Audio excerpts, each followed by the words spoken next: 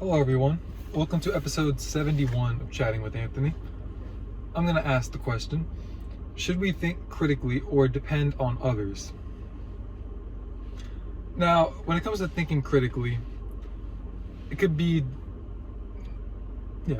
defined as analyzing anything and then forming an opinion from that analysis. Sorry, I don't know if that was even grammatically correct. However, thinking critically is a life skill that we all need, right?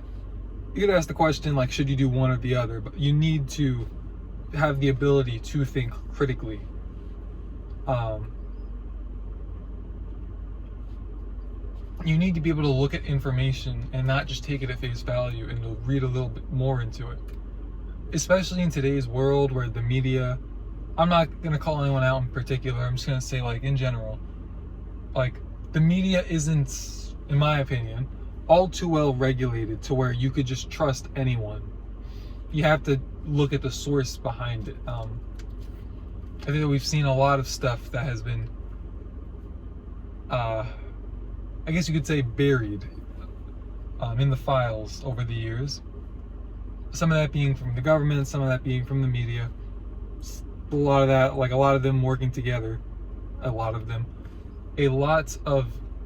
the people not finding out has been those two working together, which is understandable, but that's just the reality of it, right? Like, there's a lot of stuff that we don't even know to think about that we might be able to find out one day, which is pretty cool when you think about it, but it's also kind of scary because God knows what's out there.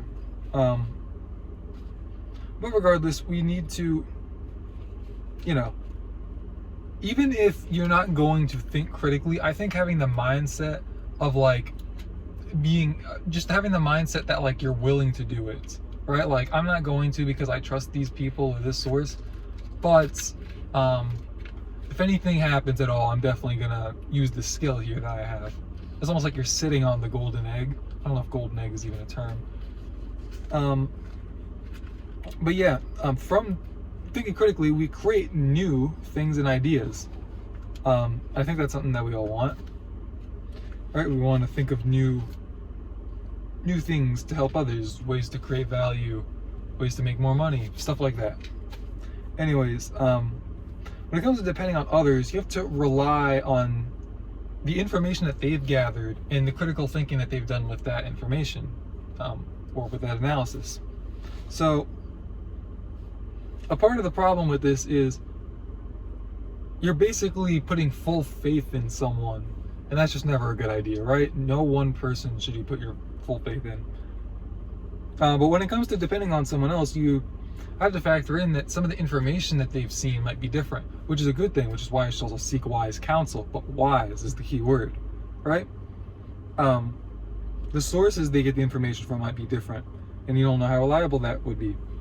The way that their brain processes information, which is another reason why you want to seek wise counsel, because we're all different, and we all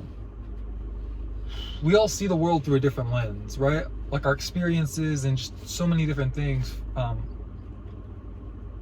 lead us to the conclusions that we come to when we read the exact same thing. Which is why you're better off collecting the information, as I said, from a variety of sources. I can look at times in my life when I was only watching, like, X, Y, and Z. And I could say I think I've been much better off in terms of, like, being able to think and be informed when I was getting my information from multiple sources rather than just one. I mean, I don't know about you guys in school, but I know, like, earlier on in school they probably only asked you to have, like, say, one or two sources for a paper. But as you keep going, they ask for more sources. Some of that's the fact that a longer paper deserves more sources, but some of that is also just, like, they wanted to build up the skill to get you to that point so that you could learn to think critically. I know there's been a lot of flack with, like, people saying the schools are designed not to have us think critically, and, like, I don't know about all that. I mean, I would say that the fact they keep lowering the passing scores just to make more money is like you're pimping out the children. Is that what we're doing at this point? The answer is yes. But God help us. I don't really even know what to say about that. When I say pimping, I don't mean literal. Please, YouTube, calm down. I mean, like, metaphorically speaking, like, are we really putting money before the future of our society? That's how I meant that. Anyways, I think that, as I said earlier, as a part of critical thinking, we should be taking their opinion and others' opinions into consideration. I think that we need to accept information willingly, but we need to think critically about that, and as a result, implement information that we get carefully. Don't just like, this new study says this thing causes cancer. Oh no, I'm never gonna have it again. It's like, you should read into it a little bit. Like, what does that mean, causes cancer? Like, I know there was a study at one point where they said like I remember, and I'm not saying like a whole aspartame with the rats and all that, right?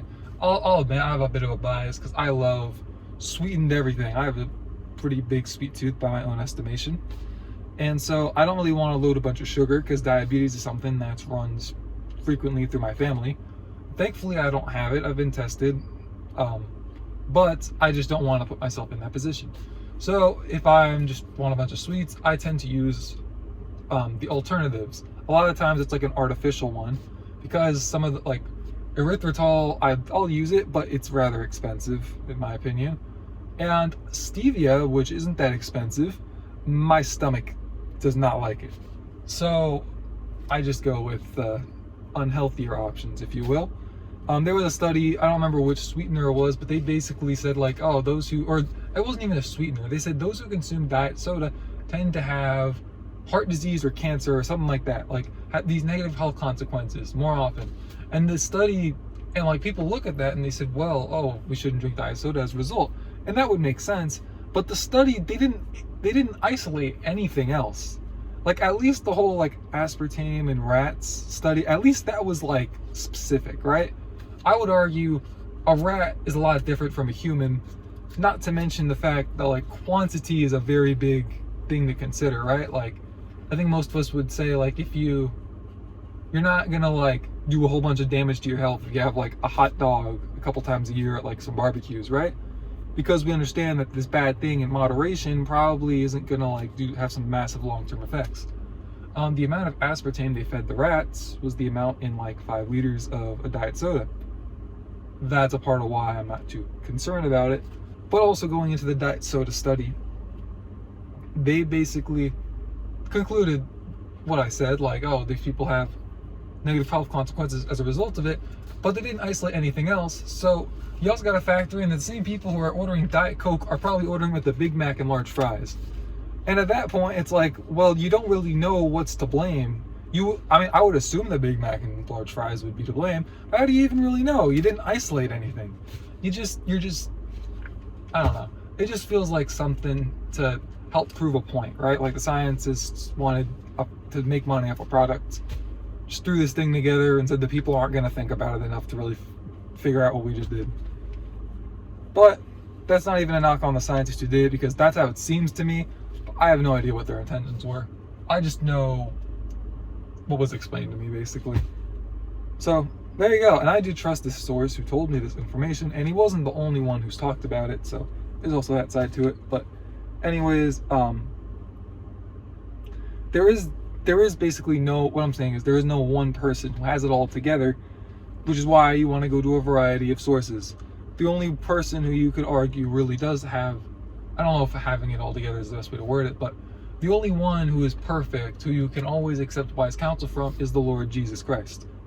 Other than that, yeah, no.